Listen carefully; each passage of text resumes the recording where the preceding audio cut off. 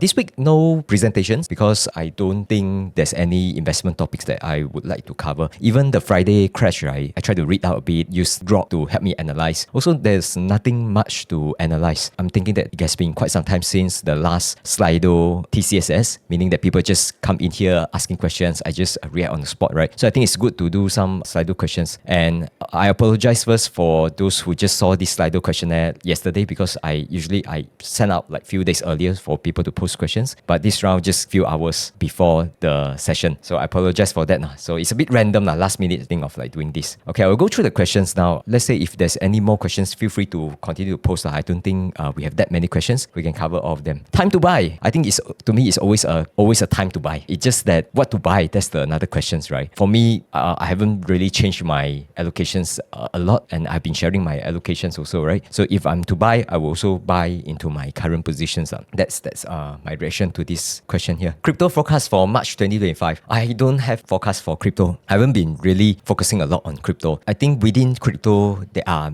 few segments, right? Say for example, there's a Bitcoin, and then there's all the other big coins that is non-Bitcoin. Then there's all the meme coins, right? I'm really not bullish on meme coins and also the even other coins that is not Bitcoins. I think those, right? There's too much optimism. Even for Bitcoins, I think for those who follow this channel, right, you will know that even for Bitcoin, I kind of not so bullish anymore for this year. I think there's too much excitement, especially after Trump elected to be the president, right? So I think it's just not as a class or field that I'm interested at this moment. I don't want to outright say that I'm a bear here because if you are bear today and then I didn't update my positions in the next, let's say 1 or 2 years, and then people say, oh, you are the bear, and then skip forward 3 years, 5 years later, crypto is at 200,000, then people say, oh, this guy is a bear. So I don't want to end up in that situation. I would say between neutral and bear, it's just not in my focus right now. But I mean, for disclosure's sake, right, I do still keep my Bitcoin, and also I think I still have a little bit of Dogecoin. So those are really, for collections rather than for investment. It's a very tiny positions that I haven't touched it since many years back now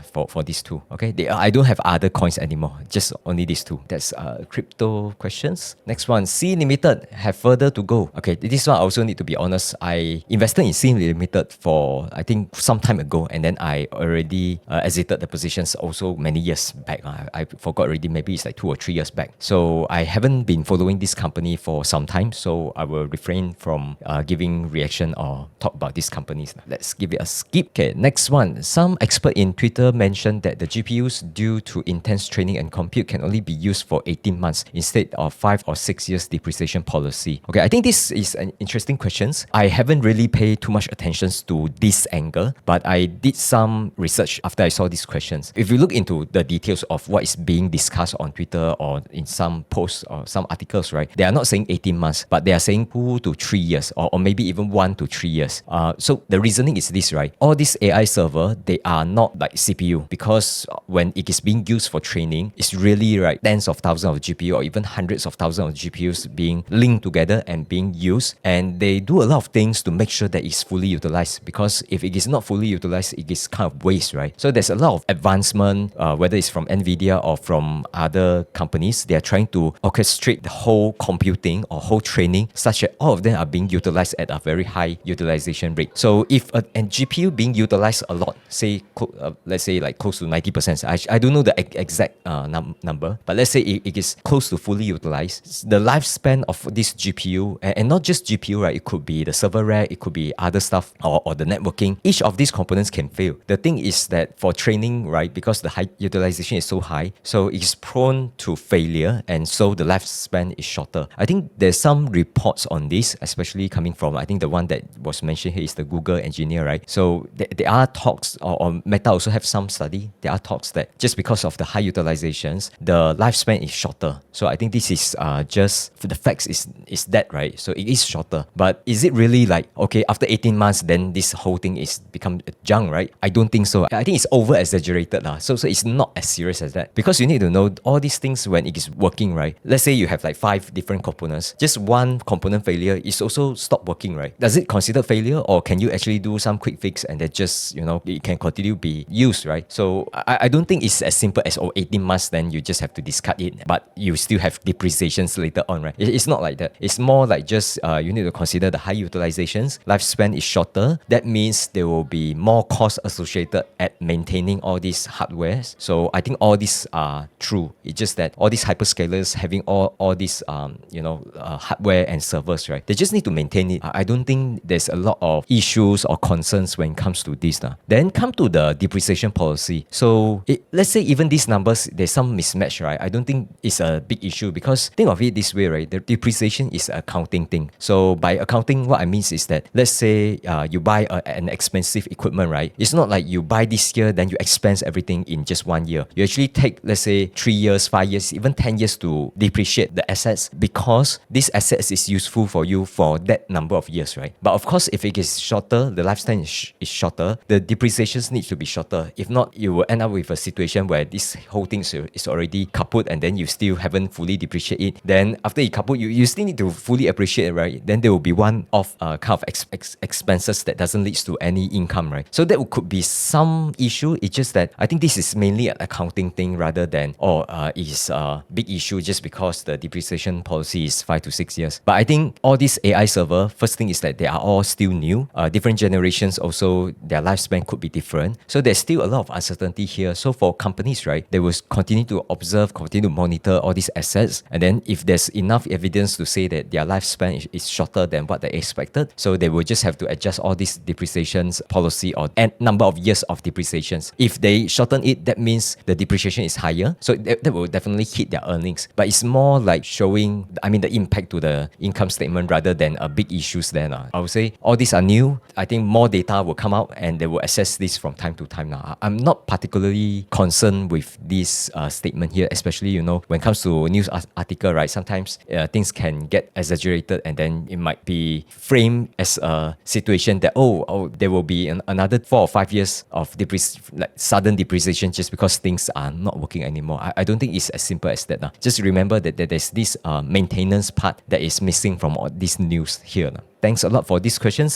Just because of these questions, I have to read out a little bit on this, so also learn a bit. Okay, next from what are the top managerial qualities that you think are essential for building high-performing teams? Why are these qualities rare and difficult to copy? I think when you mention top managerial qualities, right, it depends on what do you mean by top managerial qualities. Is it just the CEO or founder, just one person? Or is it like, the CEO and the executive committee, right, which we are talking about, like let's say top 10% in the company, or okay, you mentioned top here or you could because for big companies, some companies they have like few 100,000 employees, right? Even you skip the top 10%, even the top 100% or top 1,000% can still be considered as like top management because they are still having many people below them, right, or reporting to them, right? So it depends on which level that we're talking about. But for these questions, right, let's just focus on the founder, CEO, and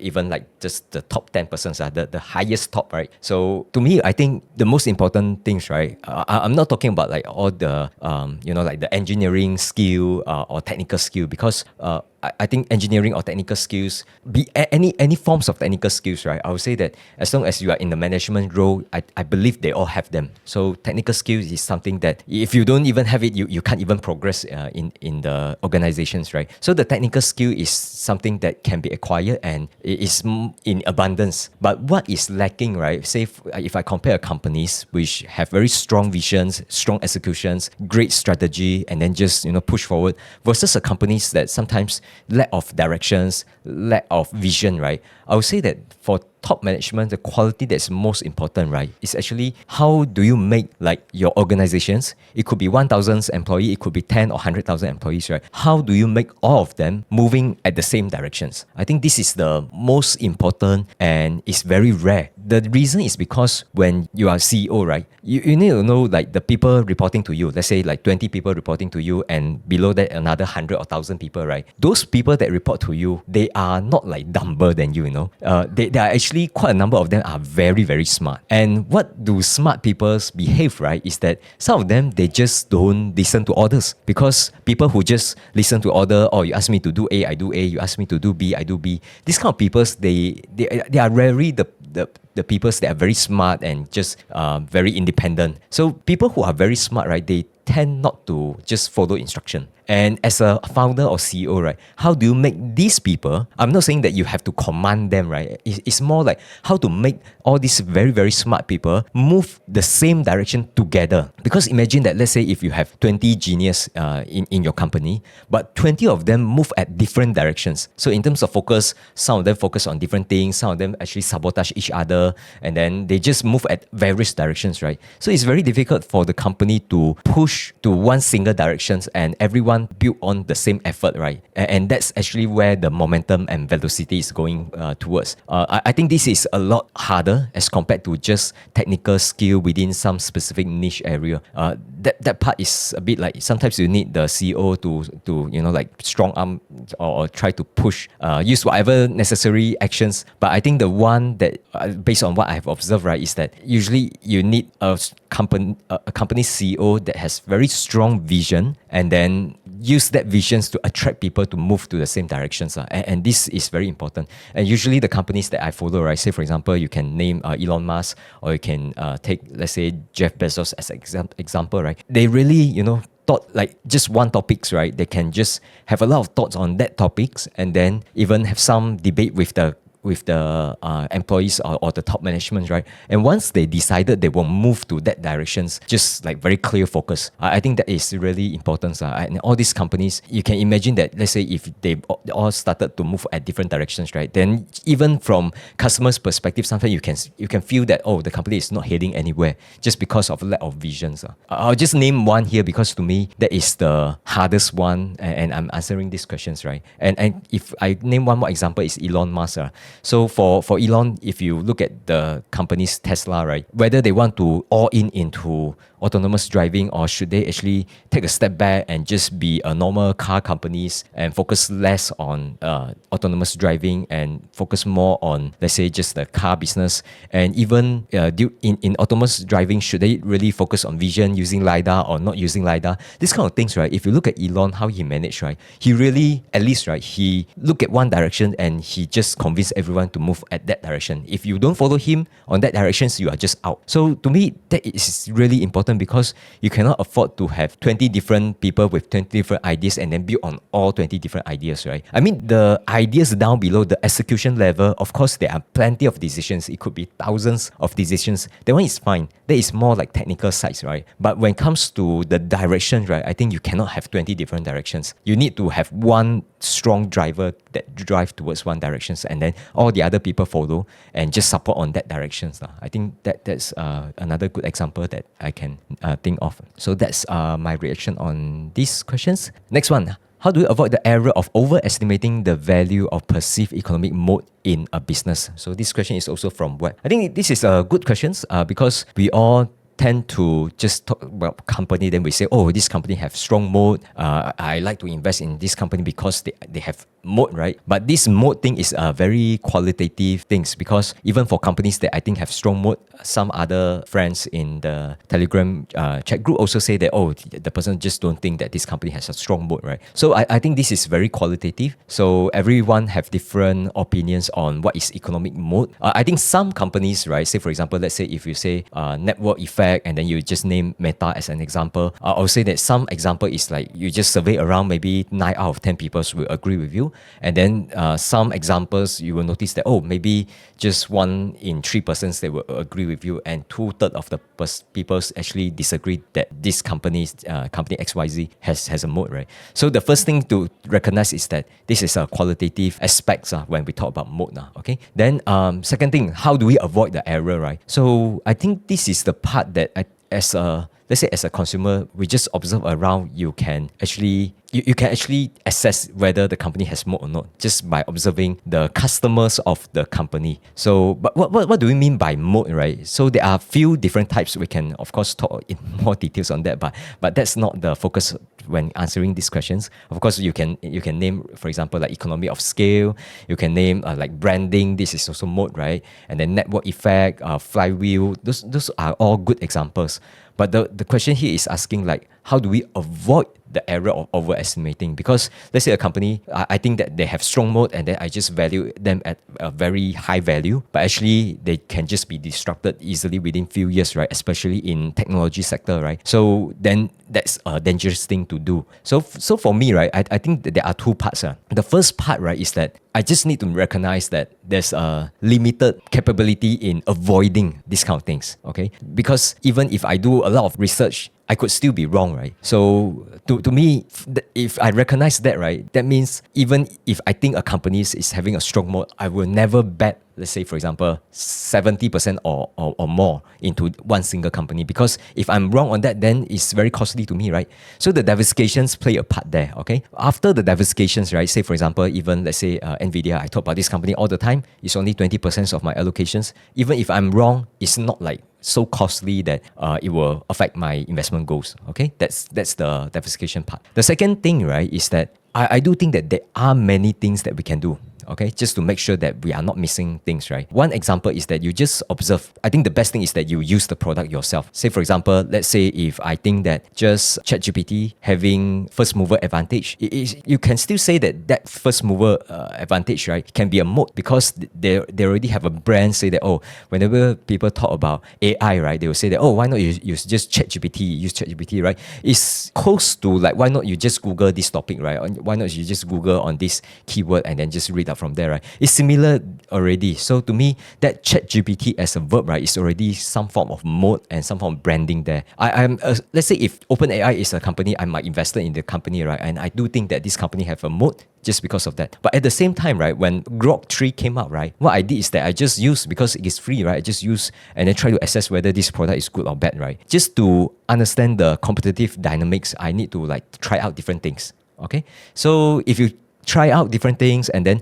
especially in the field, right, where the user can freely choose around, right, I think this is the place that you can have a sense. Because sometimes you use product A, you just lazy to switch to product B just to continue to do the analysis, right? But at least you know your friends, right? They are having free will to choose to switch to another product or another service provider, right? Then even if you don't use it, you can just observe around and then you can just ask them or just survey and just observe whether there are many people shift to different products. This kind of things I would say that is very important because, say for example, I invest in Apple. Sometimes if I see that my friends change from Apple to let's say Android, right, I will ask them like what makes you change, and then just listen to their opinion on why. Do they think that just because there's specific features that another smartphone company came up with? So just having all these observations, you can see that this entire dynamics, how does it change, right?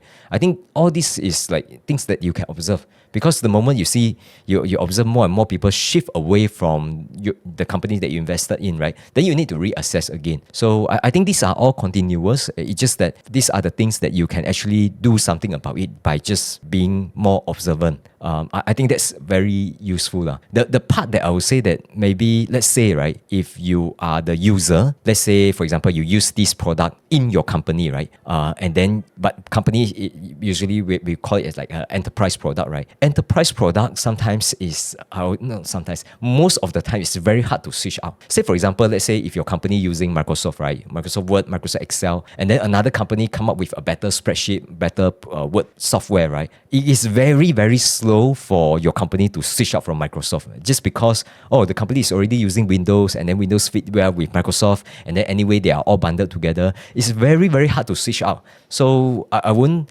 apply the same if, let's say, if you are observing it from the enterprise perspective, because enterprise, right, they move very, very slow.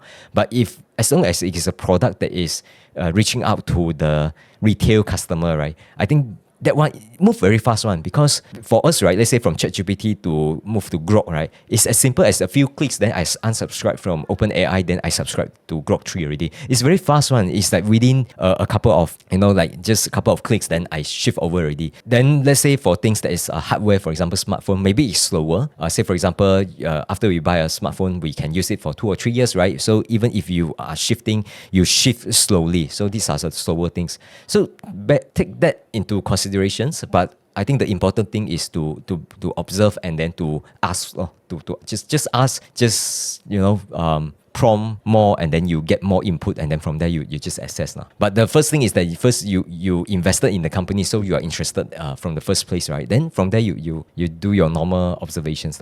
Okay, I think that's my take on these questions. Let's move on. Boon Tee, I don't understand all these high-tech GPU, chips, cloud, data center, LLM, all this. I'm from food business. In layman terms, how this link to business? Yeah, I think all these high-tech GPU things, definitely these are people who are, interested to learn about technology, and especially, let's say, if you are the user of all these products, like me, right, you will just be fascinated, right? For me, I would say that all these, at least, right, let's say just a layman person, right, I would say the minimum thing that you can do is just use all these tools to help you with your learning, because regardless of which industry that you are in, right, we are all learning all the time. It's just that the way we learn change from time to time. For example, before there's Google, right? Let's say just go back 20 years ago. How do we learn? We ask friends, we ask teacher, we ask adults, we ask people, right? It's all more like just people-to-people interactions. And then for those who like to read, they go to library, right? That was like 20 years ago. And then once there's internet, once there's Google, and then we all learn by Googling, okay? Googling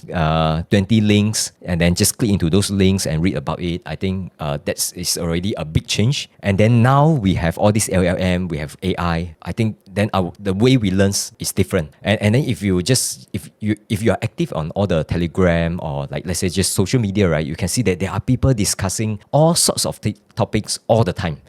If you are interested with those topics, right, let's say someone posts a questions, right, even for me, right, someone posts a questions, whether I know the questions, I know the answer well, or I just know a little bit about that questions, right, sometimes I just copy that questions and type into let's say like Grok or type into ChatGPT and just read the response, right? Just help me with my learning. I think that's super useful. And then let's say if you are in food business, right, you can just use this for your learning. I think this is the minimum things that everyone should do, regardless of which industry you are from. Say for example, right, I read this news that that there's this Taiwanese restaurant where people just dine in and then they ate the poisonous food and then someone just passed away because of that, right? So I was very curious, like how come just simple like just food poisoning, people just died, right? Then I just use all this AI to search like what is this virus about, and then what's the name, how could this happen, what are the factors that can make these things worse. So just a few Q&A, just be curious and ask all these questions. There are some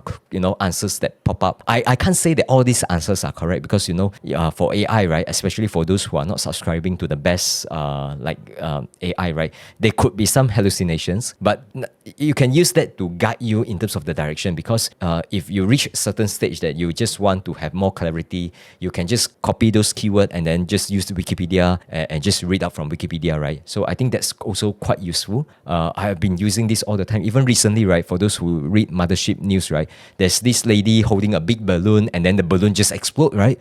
I was like, how could it be? Because I also attended some party. People take all this balloon and then parties, right? You have balloon, you have fire, all these explosions. Is like, I mean, it's quite hard to avoid, right? Then I just use Grok to help me understand like why is this the case, right? How could this happen? And then I learned that like all these big balloons, right, they can use hydrogen to fill it up, they can use helium to fill it up. Usually people are using helium because helium won't explode, okay? But there are some places, maybe due to just no access to helium, people just use hydrogen to fill it up, and it's also cheaper to use hydrogen. So that's why there's all these risks around if you use hydrogen, right? So all these things, right? I mean, if you ask me, do I know about helium? Yes, I do know about it.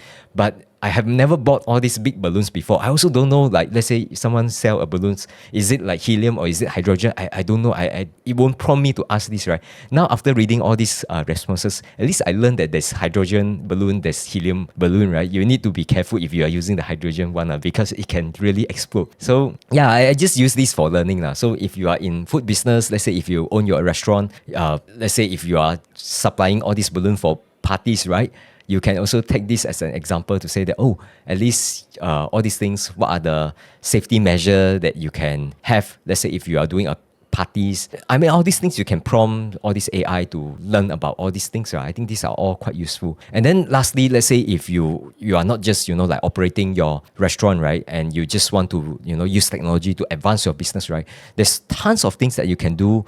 Use all this AI to help out with your marketing, for example, right? Say, for example, let's say if you use Canva to do some marketing, social media marketing, how do you do all these things? The first reaction, right, that most people get is that I just don't know how to do. That's the best starting point. If you don't know how to do, you can just use all these AI to give you some ideas on what to do. And then let's say if you face certain scenario, you just describe the scenario to AI, and then AI will teach you how to address. I think there's just a lot of learning. You just need to be curious on that now. So yeah, I think this is true for food business and also true for all other businesses. So I think that's my take on this. I hope it's useful for you, because I'm not from food business, right? So like I'm clueless on a lot of things, but at least we all can use all this AI to help us in advancing anything that you are doing. Okay, next question. Is this time different? Will Hong Kong will crash and U-turn? Wow, these kind of things, right? Short-term market predictions, I really don't know. But at least, let's say, just observe the market. I think there are some narrative again, okay, for Hong Kong market or for China market. So you can see that Xi Jinping is already having this meet up with the private entrepreneur, right? So I think at least the narrative is there, and then people usually just follow this narrative, and then on the at the same time, you just look at the valuations of Chinese companies. They are still quite undervalued.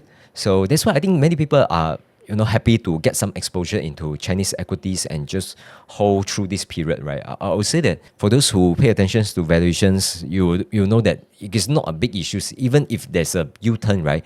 I doubt it will crash another 50% from here, just because the valuation is already quite cheap. That's one. And then second thing is that I think I also mentioned before, right? Chinese economy is really bad, and usually all these economic, call it like recession or not, right? All this recession, it won't last, let's say like 10 years, 15 years, because after a certain period of time, right, because the economic activity is low, right, definitely it will come back up again, because all these things is really, there's some economic cycles to it, and usually cycle move between, let's say 5 to 10 years. That's the length of the cycle, right? So if you get bottoms for a few years, right, then eventually it will recover, right? So I do think that for these companies, let's say if you have, let's say, holding periods of 5 years or more, right, I think it's always good to have some exposure. But I can't guarantee it won't go U-turn back down, because a weak economy, right, things can get volatile from time to time. And just because recently, this is really mostly about the narrative, right? Narrative can swing up, it can also swing down within a short period of time. Who knows, right? And there's all this news about new executive order from Trump, right? So don't know, Monday it could be coming down. I also don't know. So I mean, that's the short-term part. Short-term part is really very, very hard to guess.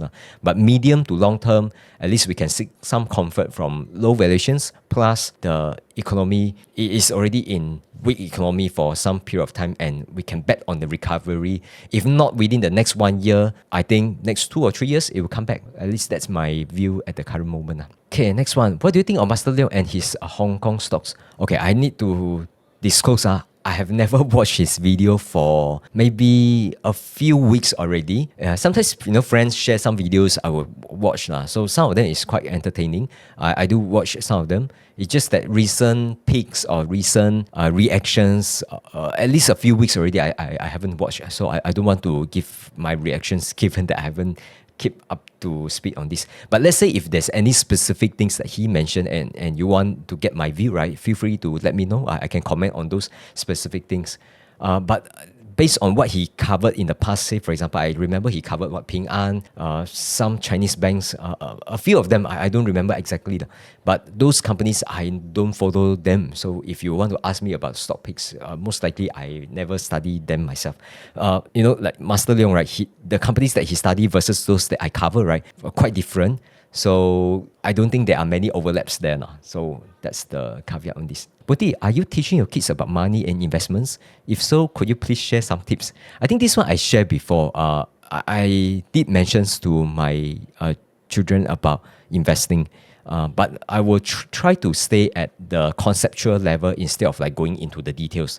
By conceptual, right, because they are now P5 and P6, right? So simple things like, oh, you need to invest, you need to, let your money compounds, and then let them observe that, oh, if you just put your money into some investment, let's say be some investment that just pay interest, right? I just need to let them see that, oh, you put money there and then you are paid interest. That's actually a gain, right? Investment gains. Let them see that monies can actually grow. Because I think for children, right, a lot of all these concepts is not like, it doesn't come naturally to them. They can't, if they think about money, they think about cash on hand, right? If you look at $10 bill and then you just look at it for after 1 year, it's still $10. Sometimes for kids, I think it doesn't come naturally to that monies can actually grow. So I think that's one thing we need to just aside from telling them, we still need to show them, okay? Show them that these things can grow. I think these are more important. And then as I think for kids, another thing is about like spending. Need to tell them that, okay, even if I just give you like, let's say $2, you shouldn't spend all of them. You should have some saving. I think personal finance is a lot more important at this stage, say primary and secondary school.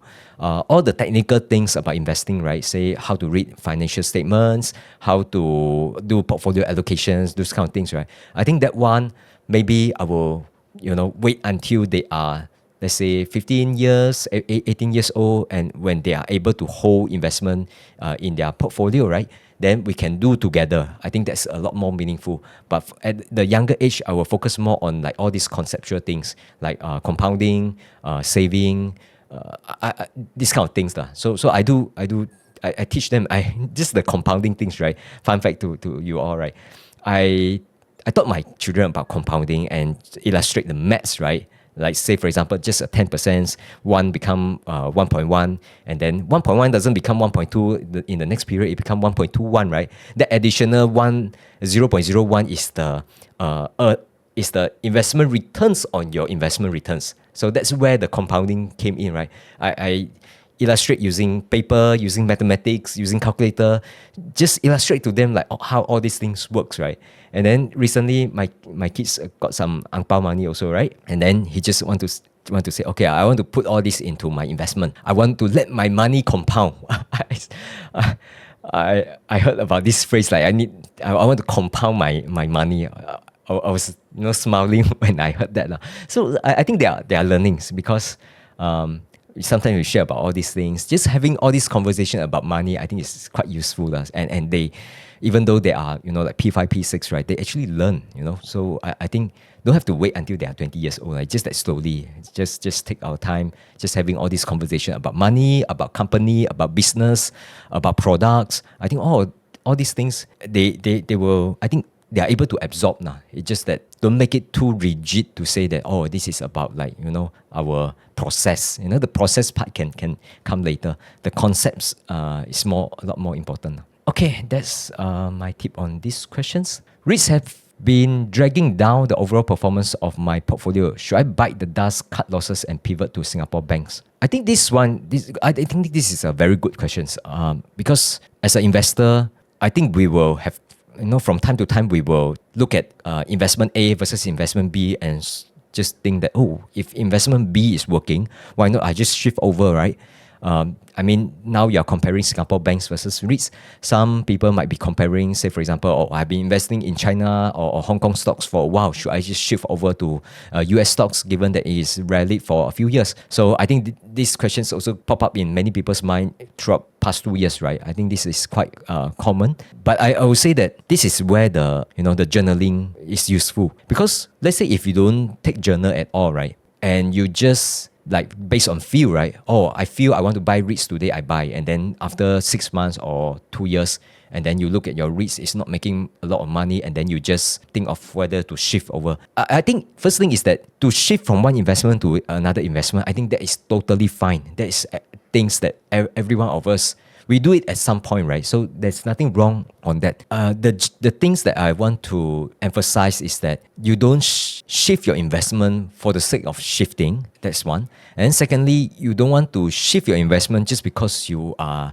chasing momentum. I think these two are all very important. You just need to, if you have journals, you can think about like why you invest in this company or these investments at the first place. This is very, very important. Say, for example, for me, right, let's say if I put my money in REITs, right, my thought process is that, okay, if I invest in REITs, today I'm looking at 6% dividend yield. Let's say the REITs sectors is not performing as well. I just be more conservative. I just think that their dividend will cut 20%, say for example, right? So then I'm getting 4.8%. Am I happy with this 4.8%, right? If I'm happy with that 4.8%, it could, a substitute for my Singapore saving bond or treasury bill, which is currently just earning 3%, right?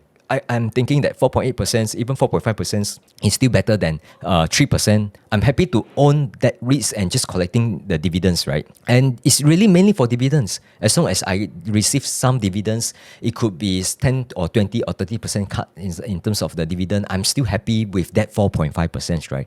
So then I'm happy to hold. I can hold 3 months, 6 months, 1 year. Even if the REITs prices came down, right? It's not a big issue because then I can continue to buy, right? Because the REITs that I invested in the past, I plan to hold as long as they pay dividends. I'm happy to collect the dividends and it can stay as that for a long period of time. I don't need to make a lot of adjustment from there because my investment thesis from the first place, right, is not like, oh, I want to invest in REITs. I think that REITs will go up. Some people actually have that thesis. If you say, oh, I invest in REITs because I think it will go up in the next 3 months because of reason ABC, and after 3 months it doesn't go up and all your ABC is wrong, then I think you should shift out, right? So it really depends on your thesis at the first place and why you invest. And all these things, the journaling is very important because if you don't take journal on these kind of things, right, after 3 months, after 6 months, after 12 months, you will forget why you invested in that company at the first place. And once you forget, right, then you will just shift around and then you will just chasing momentum, and then you just listen to another guru that tell you, oh, Chinese stock is good, another guru tell you Singapore banks is good, then you just keep on shifting here and there. Then after you shift to Singapore banks, then 12 months later Singapore banks underperform, then you have the same dilemma again. And then if you don't journal it down, right, you will keep shifting around. And after, let's say, a few years, you compare your results versus other people, your results are bad and you don't even know why. I think that's the biggest problem. All this journaling, I think if you just journal for yourself, I think that's very, very useful. It's mainly for other people. And if you take the journal, you just write in a post, you can just, use some anonymous name and you just share your post. As long as people read your post and then people give some comment to you, you just read. I mean, those are all good things, right? Because you have some exchanges at the deeper level, right? You can, if you are writing a post, you can write longer and then you can give a lot more details on what is your thinking process. I think quite often this is not for your audience. Often this is for yourself. Even if I'm doing all this, TCSS, right? It's also part of my journaling. I can always go back to my video 2 years ago and then just listen to what I said in the past, right? All these things is part of the journaling part. I think that is very, very useful and underutilized. So just use that. Okay, now come back to this asset class specifically, right? One thing is that REITs has been weak because recently yield went up. Okay, you went up also. It's not so easy to just come up with a short explanation of why you suddenly went up, right? Some people might say that, oh, Trump with all this tariff, there could be one-off inflation, so the bond price is weak, interest rate is higher, so that actually hit REITs. That's one example. There are other examples. I don't want to name all of those, right? Because this is all the economics 101 things, right? The other thing is that Singapore banks, if you just pay attention to the financials, right, you know that banks has been performing well, and this is not like just one DBS, right? Other banks also performing well because, again, same for the same reasons. Interest rate is higher, banks also benefit. So as simple as that. So the relative performance between Singapore REITs versus Singapore banks is the interest rate. If interest rates stay at current level or stay higher, then I will expect that banks will perform better. The challenging part is that I don't know whether interest rate will stay at current level. 1 year later, interest rate could be a lot lower. Who knows, right? If that happens, REITs could benefit from that and then banks will suffer. So do you want to take that bet? So that's the questions that you need to ask. If you don't have a strong view on this, right, about all the economic stuff that I just mentioned, right, especially those that affect the interest rate, right, what I would say is that you can just diversify between these two. You have some REITs, you have some banks. If one outperform, the other underperform, and vice versa, I think those are all, good, right? So I think that's my view when it comes to the relative between these two. Lah. Don't all in into either one of these. That's my take. And even for dividends, right? I know that in the past 1 or 2 weeks, people have been talking about Mapletree Industrial Trust, right? Because which companies? I think JP Morgan is selling. There's some news about all these things. I think, okay, even if that's the case, you look at the dividend yield, unless you are telling me that, whatever dividends that they are paying now, right, it could drop more than 30%, or it could drop, let's say, 50%. If that's the case, suddenly your 6% dividend yield become 3% or 4 or 3.5%, then to me, that's very, very low. And if it really dropped more than 40 or 50%, then I would say that your dividends, your REITs investing is having a big problem. I will agree on that now. But to me, let's say if the REITs underperform, right, meaning that their rental collections is lower than expected, right, I don't think they will drop more than 30%. That's my view. Because interest rate is already quite high. I don't think it will continue to just keep on going up. As soon as interest rate just came down a bit, right, the financing costs become lower. I think their distributions will be okay. Unless really suddenly there's a recession and then all these REITs, their rental occupancy suddenly drop a lot, right? If that situations, then I think then too bad to all of us who invest in REITs, right? If there is economy is doing okay-ish, right? I think for them to pay dividends versus today cost, if you just aim for, let's say, 4 to 5% dividend yield, I think it's achievable. So that's why I think I don't think REITs at current prices is such a bad investment. So that's my view.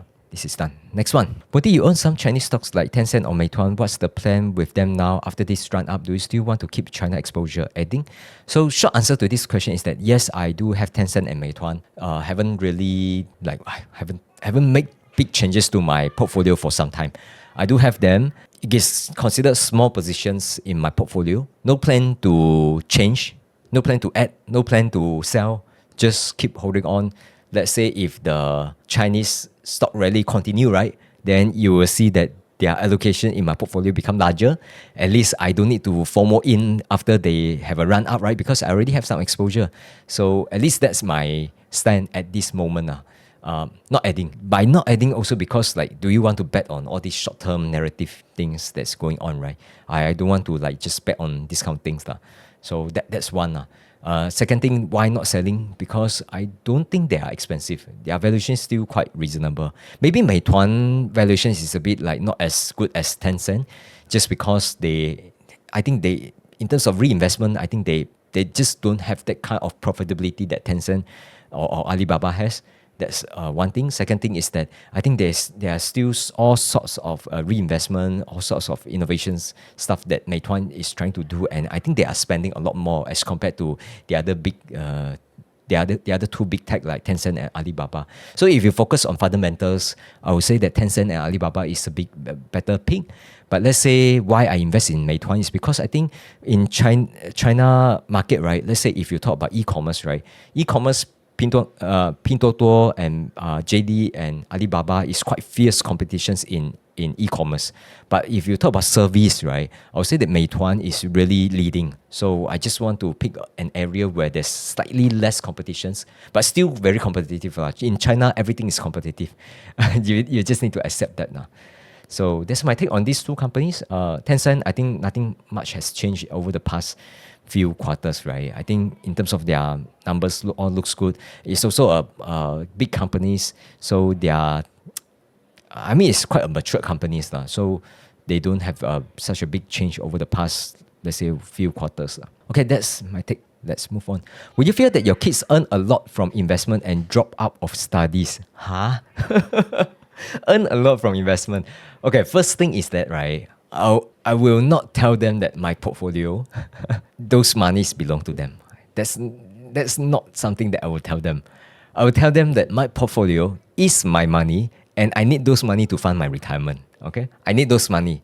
I will tell them that they don't have to worry about my retirement. Okay, at least I won't be asking them to support me when I retire, when I'm old. Okay, I will take care of myself. At least that's something that I can tell my kids lah. So don't want to stress them up too much, right? But in terms of them, right, I would say that they have to do their studies well. They have to think of how to earn a good income or how to be an entrepreneur. That's really up to them. They will have to learn how to invest their money. They have to take care of their own retirement. I think it's more like, let's be independent. I don't have to rely on them, and they shouldn't rely on me, right? So I think at least that is, I would say, a good balance. Like, I think if you swing away from this balance, right, some people will say that, oh, when I'm old, my kids will take care of me. What does it mean by take care? If you mean that, okay, you fall sick, someone need to send you to hospital, your kids send you to hospital, I think those are, as a family member, these are things that we all should do, right? But let's say if you say, oh, by support means that, oh, when you retire, you have no assets, and then your kids will have to support you financially. I think that is really too stressful for your kids, right? So let's all be independent, right? We all take care of ourselves, and then we want our kids to take care of themselves, and they should have this expectation, right? They shouldn't rely on anyone. I think that's very important. The dropout of studies, of course, we all try to convince them to studies as much as they can, get the good results, go to university. Those, of course, every parents will do so, right? I will do the same as well. But let's say if you know that they cannot study and they need to do some alternative stuff, right? Then, of course, there's also path on those other paths, right? So, I mean, if really cannot study, and then at least try to figure out what kind of, let's say, hobby or what kind of interest they have, right? And then just build on those things. And I believe that just in every field, whether you have a degree or you don't have it, right? I do think that everyone can earn a good living depending on how much value that you can provide. So I do strongly believe on that. So the good studies, the university is not the only path. Okay, that's on this. Wow, the questions keep on coming.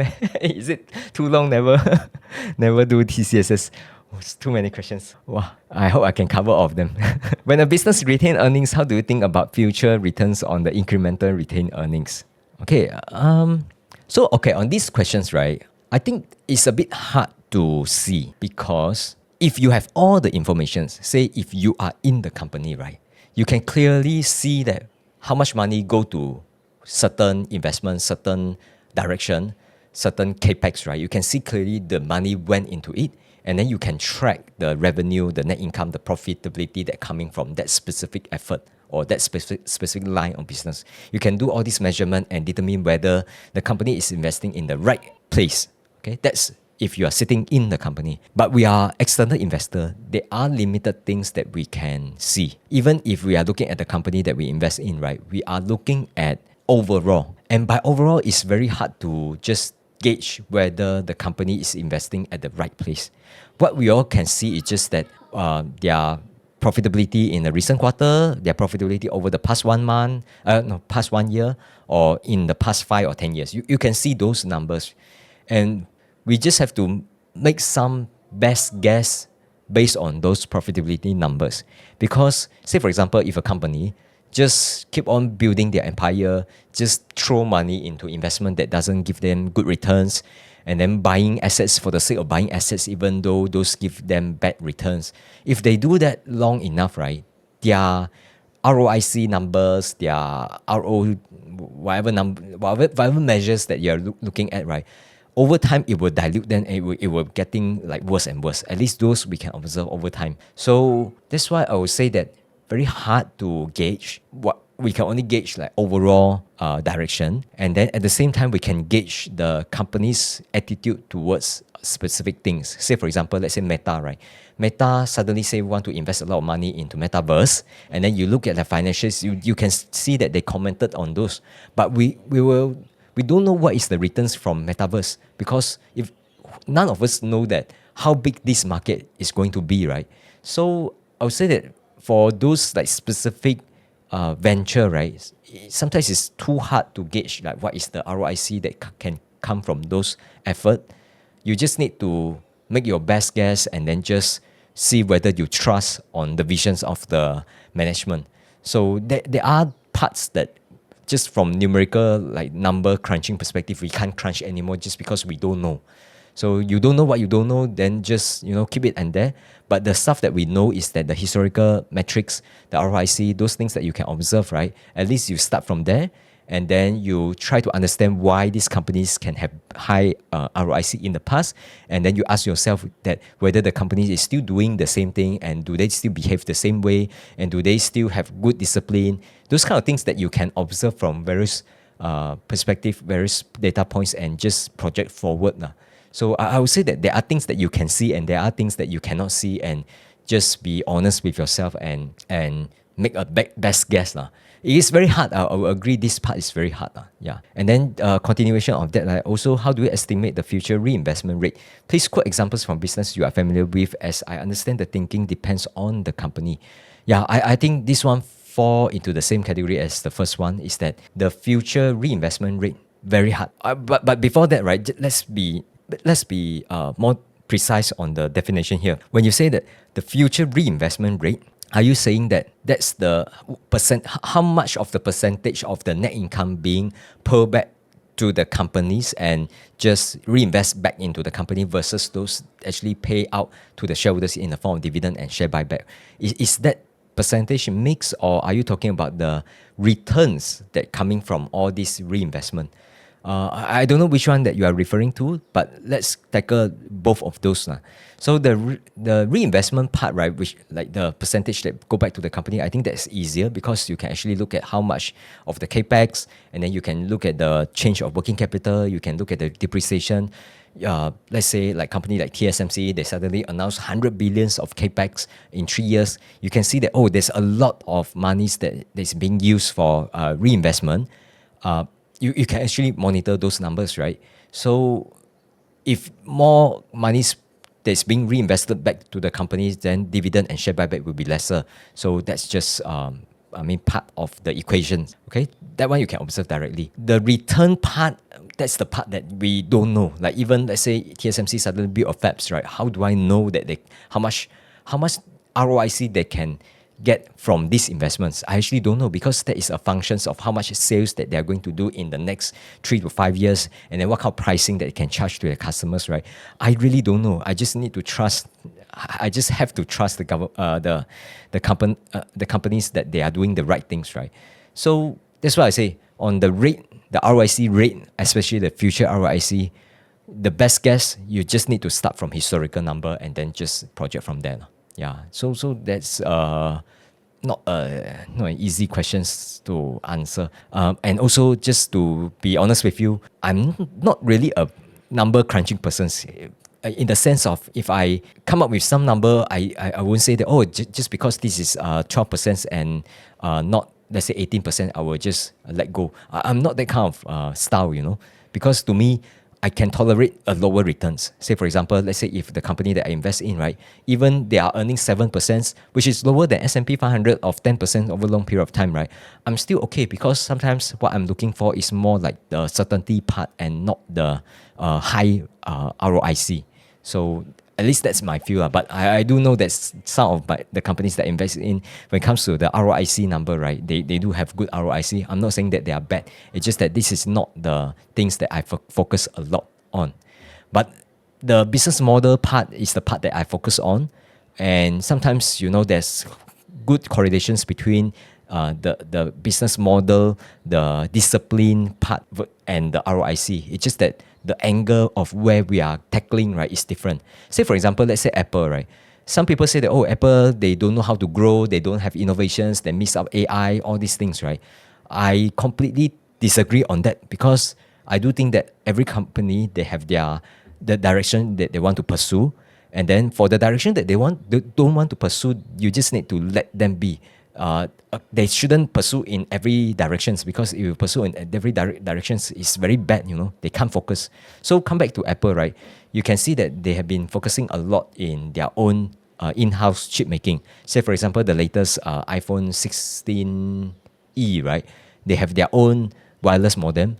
This wireless modem, although on surface doesn't look like, it is a fancy things, because arguably is not even as good as the Qualcomm one.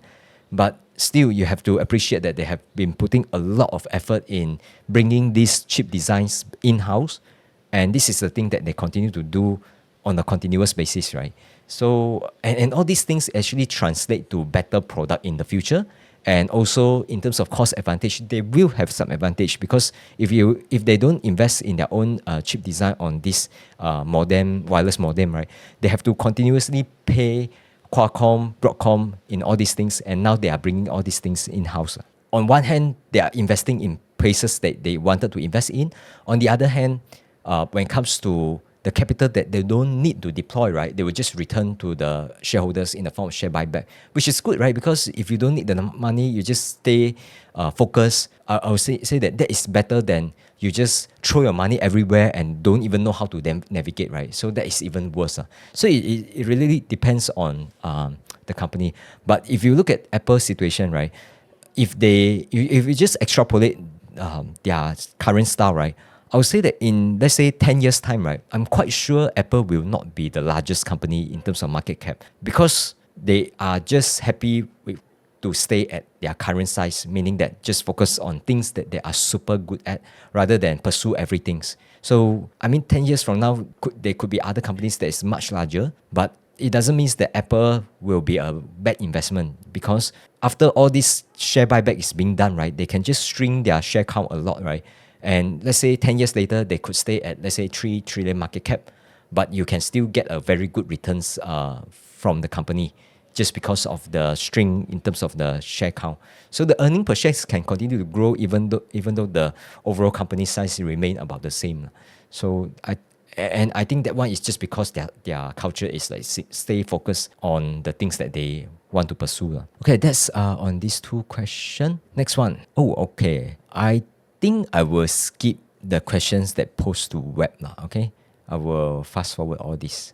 It's not for me. Hi, Boon Tee, do you do portfolio rebalancings? I think this one I mentioned in the chat group also.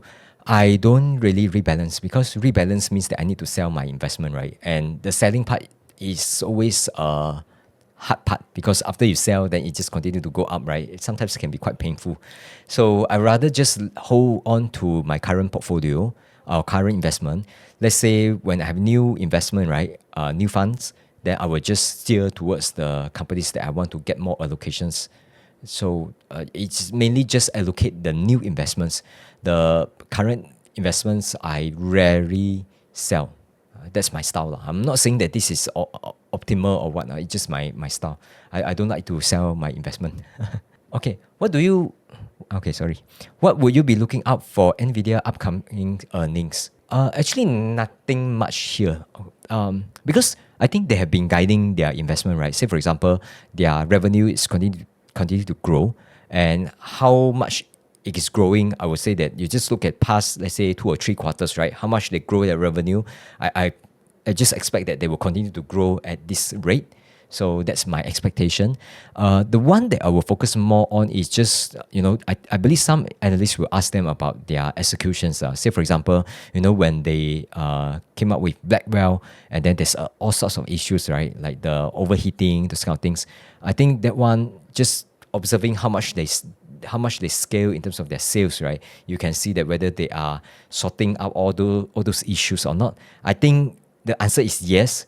The questions or the things that I'm observing is that, sometimes, let's say if the sales is just slightly lower than expected, then they will, disclose more on what's happening behind the scene. Or sometimes it's a lot more than the market expected, right? Then it just shows that all those problems that surfaced in the past 6 months, right? All those has been addressed. So sometimes we use all these revenue numbers just to have a gauge on the executions on the ground, because all these sales or all these server build out, right? Sometimes it's not so easy to trace one by one, right? What we have is just that all these quarterly financial number, and from there you can have a good guess in terms of the executions, right? Because imagine that there's all those overheating, right? They will be busy at tackling all these questions rather than keep on building up more servers. So I think that's my things that I'm focusing on. In terms of the company's development, I think there will be one GTC coming up in March. and then maybe they will disclose more in terms of their next chip, which is Rubin, right? I think there will be more announcement. That one also I will pay attention to. So basically two things, right? All this GTC is the things that is going to happen in the next 1 to 2 years. And then when we get the financial number, we are actually observing what is happening on the ground in terms of how fast they're selling their GPUs and how fast is their AI infrastructure built out. And at the same time, when they guide their next revenue, we know that how much orders that is continue to come, continue to come to the companies. Okay, that's on this. Okay, next one. Boon Tee, your live game with Slido is such a fantastic idea. Wow. There's people that support this.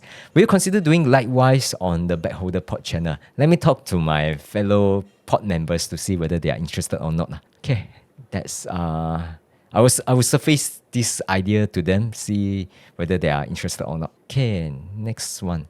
Microsoft getting out of data center contract. Is it they think AI won't generate good returns? How to tell if news is read because now a lot of fake news? Okay, I know what you are referring to because we just discussed about this in the Telegram group. First thing is that whether they are getting out of data center contract. Sometimes I think all this news, right? I won't say that they are fact or fake news. I won't say that they are fake news. Sometimes they are such news and they could be legit. But you just need to be careful on, sometimes people look at one specific things, right? They get out of one contract and then people will just extrapolate and make up big stories. Sometimes it's just like, they get out of this contract, then they get into another contract, simple. And it could be just business as usual things that get over exaggerated, and then people just make up their stories, they just extrapolate. I think the second part is the part that we need to be more cautious. Okay, come back to this news, right? I would say that it could be true, like they want to limit in terms of how much build out on their servers. It could be true. I won't say that this is completely false. But at the same time, we need to be grounded by what Microsoft announced. They already announced that they will be spending how much? 80 billion of capex in 2025. So if you say all these things is like shits, like they won't generate good returns, why are they spending the 80 billions, right?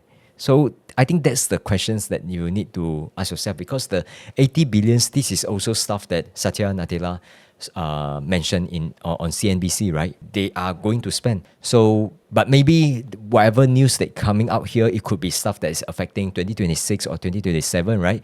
Meaning that after the 80 billions, they can follow up with, let's say, 60 billion next year. Who knows, right? So, but the fact is that for 2025, they continue to build. They're spending 80 billions. I think this is fact. And I do think that they will continue to spend. And I also don't think that they will be like, cut down all this spending significantly over next few years. Because if Microsoft cut down, the question is like, do all other players also cut down in all this spending? If everyone of them cut down, then too bad. Nvidia GPU demand is going down. I think this is also not new. They experienced stuff like this in the past. So it just means that you need to lower down your expectations for Nvidia GPU in the next few years. You need to reevaluate. Even if I do my DCF using these new assumptions, Nvidia share price could be a lot lower. Could be as low as $30 or $50. Who knows, right? But come back to this is that if that's the case, that could be one scenario. Or all these things, after all these rumors, 6 months later, all these things just fade away. It could also be true. It also happened quite often in the past. So who knows, right? That's why I would say that you just need to have an investment.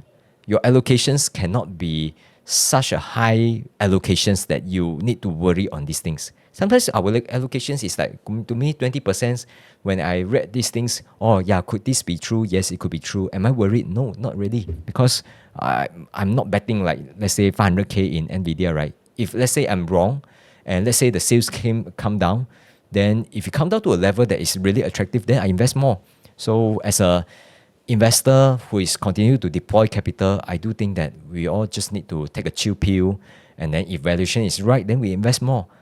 And of course, I cannot say that I'm 100% sure that all these things is fake, right? Because all investments come with some risk. Even if I know that there could be a scenario that is bad, do I have to just stay away? No, because all this, let's say, turn out to be wrong, and then company continue to execute, sales continue to be good.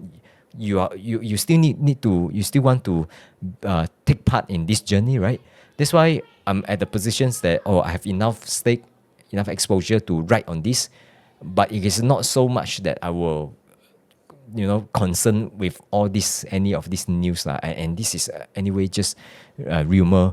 The extrapolations part is obviously not something that I buy into it. So let's focus on the news coming from the companies rather than all these extrapolations of market rumors. Okay, that's my take on this. How come Trump coin keep going down? Retrenchment and Doge cut expenses should be good, but it is short-term unemployment will go up, thus Trump coin down.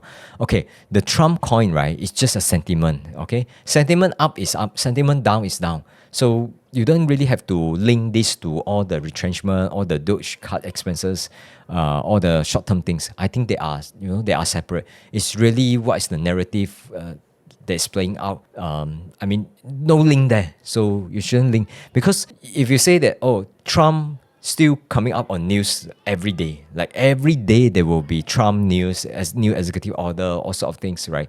So to me, if you just use Google Trend and then just see whether Trump is trending or not, to me, that he will continue to trend at least for the next 4 years.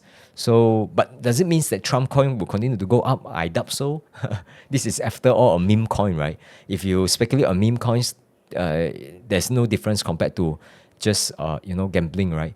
So if you gamble, if you make money, all good. If coming down, I mean that's really on you, right? So I don't want to make too much comment on that now. Okay, next one. Nvidia growth still going to be amazing for 2025 to 2027. I have no idea. Very hard to, I think over the next 2 quarters, I will say that very, very high likelihood that it will be up longer than 2 quarters ahead, right? When we are talking about end of 2025 or 2026, very, very hard to guess, okay? Very, very hard. That's on that. Buy the dip. Okay, I think dip happen all the time. So it's not just the recent Friday, right? The DeepSeek one, also a big dip. Have you bought the dip? Yeah, next one. Do you think USA is headed for a recession based on Walmart guidance 2025 or 2026 because Walmart is considered a thrift supermarket? Headed for recessions, if you read the market, right, or economic release, right, I would say that even if it happen, it's not going to be first half of 2025. Second half of 2025 or 2026, hard to say. Because let's say all this Doge cutting is real, right? Like continue. By real, I mean continue to have more cut, right? Then that means more people are losing their jobs. And then all these things, it could be a trend. And then let's say private companies also do the same thing. All these private companies, when they start to email their employees to say, what have you done over the past week?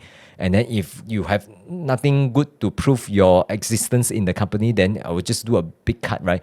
I think all these so-called efficiency trends can continue. And if it really spread out to more companies doing such kind of things, right, then I think it could lead to a recession. And anyway, recession is also kind of like normal things, right? So you don't have to see it as like, wow, it's such a big deal. Even if recession come, I would say that my investment, I will still continue to invest. No big deal. All these things happen, all the time. You just need to know it will come at some point. Yeah, but if you ask me for a prediction, I would just say that first half of 2025, unlikely. 2025, end of 2025 to 2026, hard to say. If you want me to pin a number, I would say that, don't know, maybe 30% chance. I also don't know. Just shoot number. Yeah. I think on these questions, right, maybe don't ask whether it will come or not. Okay? If you can do a journal on this, right, just do a journal. Ask yourself, if there's a recession, what will you do? Okay? And if there's no recessions, what we will do? I think that is a lot more useful as compared to just predict whether it will come or not. Because even if you predict correctly, then how do you capitalize on these things, right? That's a lot more important. What do you think of Netflix, overvalued or not, future growth or moat? Yeah, I think Netflix, right? I think for those who followed me, let's say if you followed me longer than 2 years, you know that I have invested in Netflix some time ago and I exited. And I also exited at a very, very bad timing because after I exited, I think the share price really ran up. So there are not many companies that is in this category where I exited, then it just ran up, right? One is Netflix, the other one is Meta. Maybe Alibaba could be next, I don't know. So for Netflix, I think the companies have a very unique culture and the business model, I would say that if you look at their current business model, maybe it's not so unique anymore because let's say Amazon also get into streaming and then all the other companies like HBO, they are also in streaming. Disney also in streaming. So the streaming business is not that unique anymore. There are other companies, so they are competing with each other. But the company, Netflix company, I think they have a unique culture of knowing how to navigate challenging period. Say for example, let's say when they try to get into advertisement, I think now they want to get out of advertisement. So they have good executions when it comes to these kind of things. And then when it comes to their algo, I think they are great at their algorithm. They know how to make their customer happy. So their customer subscribe to Netflix, I think they will continue to subscribe just because of how much value that they can get from the subscription. So they have the big scale. I think that's all good. Big scale means that they are now in productions. They spend money in production.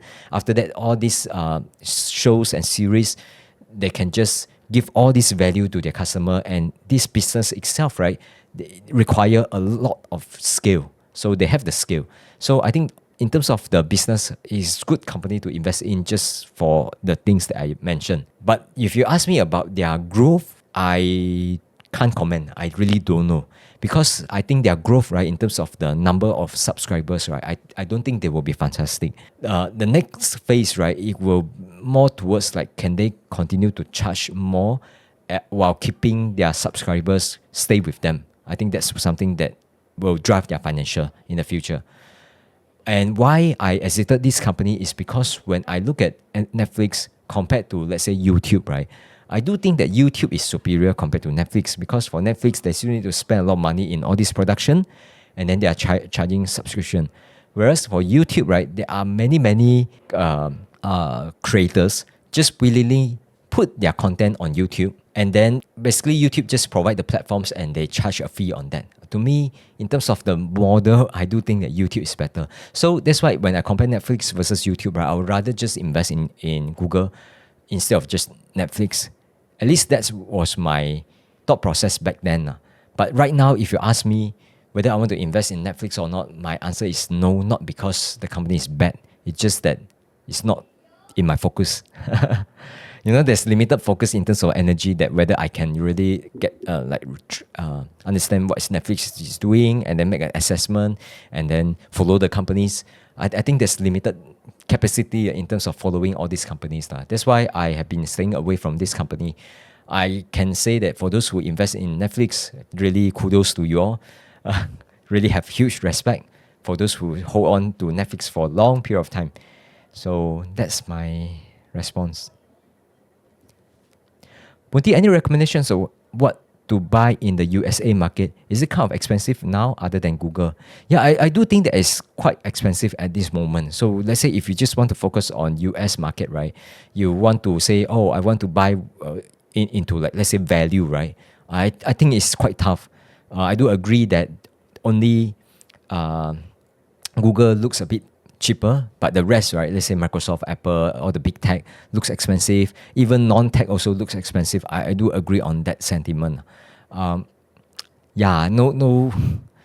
hard to give any opinions on which company to invest in. Even the company that I invest in, I also feel that they are expensive. But the good thing is that, yes, they are expensive. The other thing is that I think quite often when we follow their quarterly financial release, you can see that their executions has been very, very good.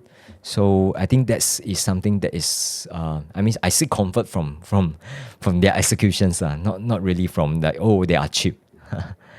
No recommendations. I would say that, let's say if you don't have any, let's say, specific reason to own any specific companies, right? I would say just, have some exposure, build up some exposure in, let's say, using S&P 500. I think those are really good, like a bridge, right, to, let's say, a specific companies that you want to invest in. I would say that for individual investment, individual companies, right? Usually you need to have a strong feel like, wow, this company is so good that I really shouldn't diversify. I need to like really have a more concentrated investment. Then you buy. If you have no such strong feeling or strong conviction into specific companies, right? You shouldn't invest in individual companies because it's quite tiring. Especially let's say if you invest already, then you get it wrong, right? Then it's quite tough to manage, at least on the emotional point of view. What's for lunch on this beautiful Sunday? I don't know. I need to check. I think my wife is preparing something. I can smell it. But I don't know what is she preparing. But later, interesting question here. But I really don't know. What do you think about China stocks? I think I commented on this. Just generally speaking, they are not expensive. But specific company also, I haven't really paid too much attention to it. So don't want to share too much here. Let's say if you have specific companies, maybe you can let me know. Then maybe don't ask me.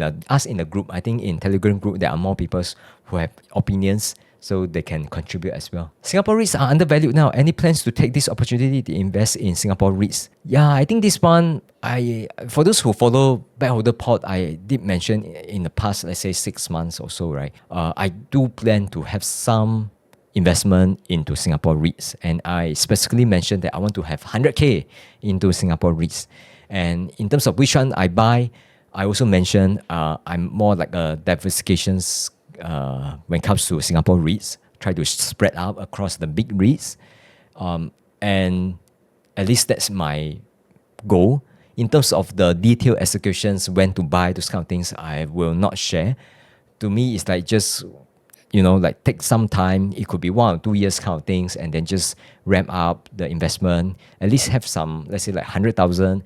Once I have 100,000, I can have, let's say 5,000 of dividends every year. I think it's quite nice, right, to have some dividends. I'm not a REITs hater.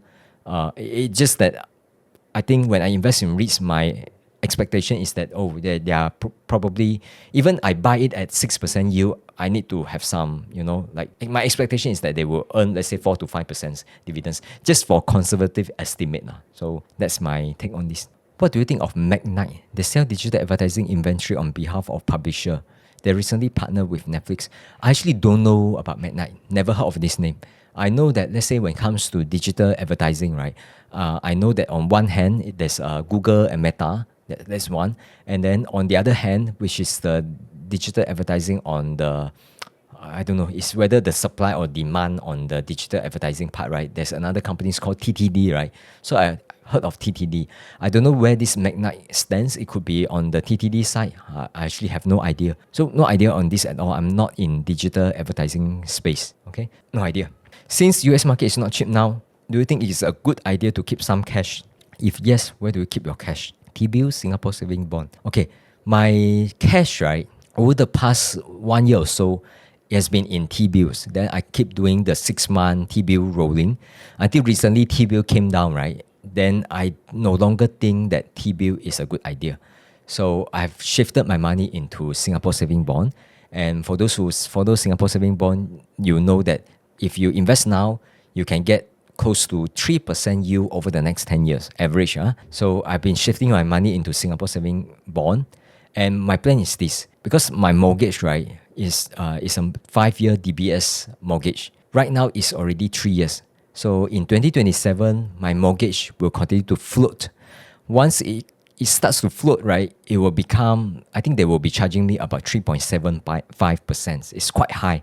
So my plan is that I will shift my money to Singapore saving bond. I'm almost run out of my T-bills already. I think the upcoming one in 1 or 2 months, it will mature, and then I will also flow them into Singapore saving bond, right? I will stop investing in T-bill. So for the money in Singapore saving bond, just hold for 2 years. Don't have to worry about what is the T-bill at that time. After 2 years, right, then I will compare this 3% versus my mortgage. Because for my mortgage, right, it's hard for me to refinance to another banks because it's already quite low in amount. I think after 2 years, it could be about like, let's say 200,000. So 200,000, let's say even if you can get some saving, right? You move to another bond, you can get some saving, but you still need to pay all those legal fees, tons of fee. You need to compare the cost versus the benefits. Benefits is the saving, the cost is all these legal fees. Once your base becomes smaller, let's say like 200,000, right, the fee part, right, will become a lot more expensive. If it is too expensive for me to switch to another bank, then what I will do is that I just compare whether to pay 3.75% on DBS, or I just liquidate my Singapore saving bond and just settle my bond in one go. So that's my plan for now. I don't want to keep that 200,000 and just continue to pay the 3.75% financing cost. At least that's my plan for now. It's not like I'm taking this Singapore saving bond and want to take that as a war chest. It's not like that. It's really just planning for my mortgage part. Okay, now come back to your questions. US market is not cheap. Do we want to keep some cash? I think keeping some cash is always a good idea. The question is how much.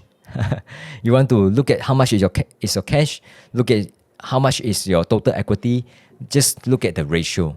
To me, if if US market is expensive, you want to keep some cash, I think it's okay, but don't keep like, let's say, more than 50%. I think more than 50% is just too much. If you want to keep 30% or so, I think that's fine, okay? Because once you keep too much in cash, right, you are essentially betting the market will crash.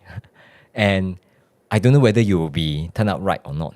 And if you keeping, let's say, like 70% in cash, and if you hold for few more months, right, let's say you hold for 6 more months, 1 more year, and the market doesn't crash, and you continue to have saving, right, your 70% cash will become 80%. Then it's kind of like, you're stuck in that kind of situation, right? So that's why I would say don't keep too much cash, especially if you are still earning, you still have new saving. Those who have like bigger cash allocations, right, I would say that those are for those who stop working and you need to sell, right? Then if you think that market is overvalued now and you just want to sell more and holding more money in safe assets, right, I think that will make more sense. So let's say like between, let's say, 50% to 70% cash, this kind of allocations, right, is really for those who are retiree. If you are young and you are still saving, you can keep some cash, but to me, it's like 10 to 30%. Those are a good number. Don't keep more than 50%. At least that's my view. Okay. And where to keep really depends on you, because if you want to keep in Singapore saving bond, I think that's all good. It's just that if you put in Singapore saving bond and you want to withdraw your money, I think there will be a 1 month gap, right? So that is also something to pay to consider. But 1 month is still better than T-bill, because T-bill usually people let it run and then just take the money back after 6 months, right? Because if you want to sell in between, you need to call your banks and they need to do other stuff. I actually don't know what's the process like.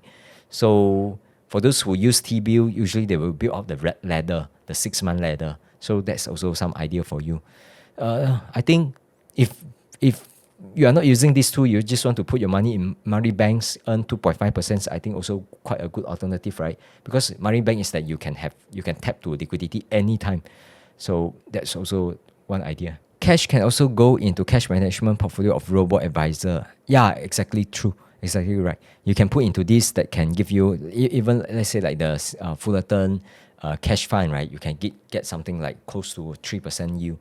So I think those are all good place to park your cash. What insurance do you have? Wow, good questions here.